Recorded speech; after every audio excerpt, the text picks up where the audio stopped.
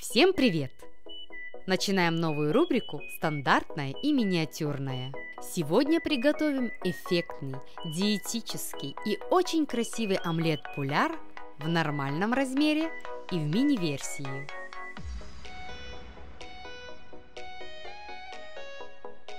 Это настоящее французское кулинарное волшебство, которое в местных ресторанах стоит 30 евро за 100 грамм.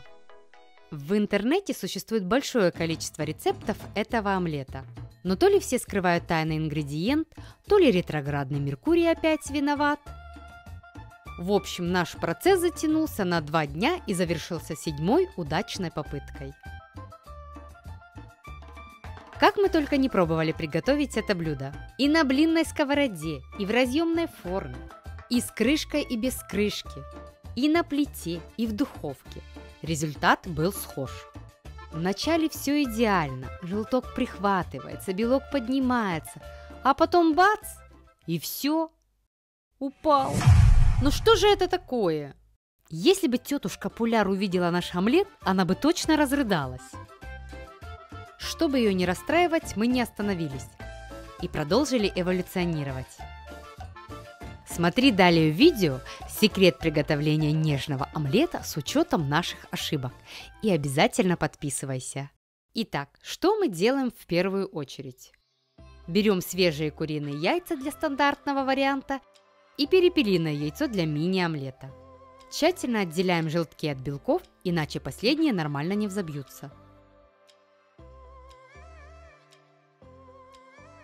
Посуда должна быть максимально сухой. Мы протерли ее лимонным соком перед взбиванием, а затем просушили. Наш опыт показал, что теплые белки взбиваются легче, чем холодные, и главное, дольше держат воздушную форму. Поэтому ставим белки на водяную баню и начинаем взбивать. Как только тарелка нагрелась, снимаем ее с огня, белок солим и продолжаем взбивать с миксером еще 10 минут до образования твердых пиков. Начиная с маленькой скорости, постепенно ее увеличивая. Чтобы придать устойчивость яичным белкам, в них добавлять немного кислоты. Сок лимона, уксус или лимонную кислоту. Кстати, кислоту лучше добавлять на стадии образования пенки, а не сразу. Должна получиться устойчивая масса, которая при переворачивании чаши не выпадает. Далее перемешиваем желтки с молоком и солью. Хоть это и французское блюдо, вместо сливочного масла приоритет отдаем растительному, так как нам нужен светлый неподгоревший омлет. На слегка подогретую сковороду выливаем желтковую смесь и даем ей прихватиться. Выключаем огонь, выкладываем сверху взбитые белки и выравниваем лопаткой. Опытным путем мы пришли к выводу, что именно без крышки нужно выпекать омлет в духовке. И не более 40 минут при температуре всего 60-70 градусов. Если нет духовки, то как вариант готовим омлет на печке, на самом маленьком огне без крышки. У нас на это ушло 24 минуты. Это был наш 6-й дубль. Он был удачным, но не идеальным. А что там у нас в духовке? Уже через 15 минут мы радуемся, наблюдая внушительный объем.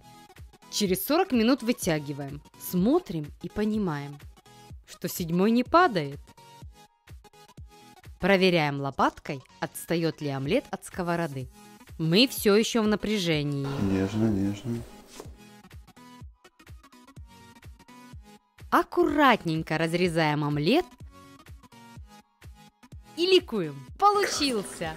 Вот все нравится, только белковая корочка не дает стопроцентного эстетического вида. Поэтому рискуем и снимаем ее. Хоть бы все получилось.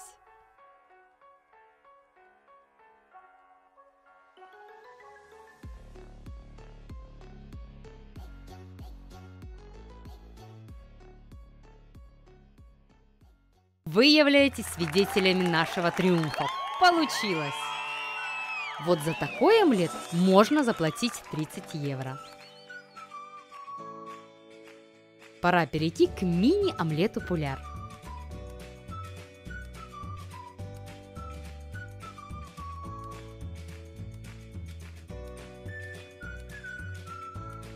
Что интересно, маленькую версию мы делали много раз.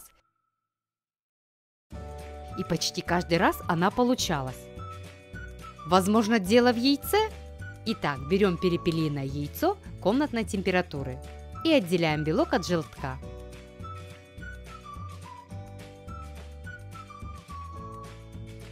Белок солим и перемешиваем. Добавляем сок лимона и взбиваем до устойчивых пиков. Проверяем наш белок. Отлично, не падает. Теперь желток солим и перемешиваем.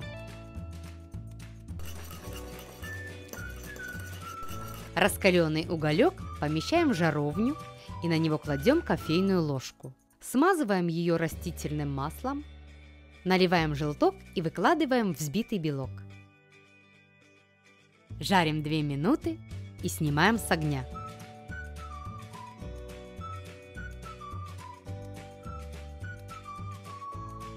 Обрезаем некрасивые края, складываем пополам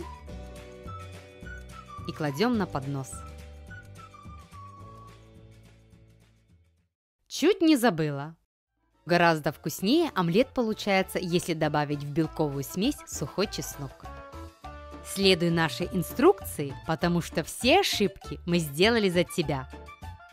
И получишь воздушный, диетический, экономический и полезный омлет пуляр. Приятного аппетита и до вкусных встреч!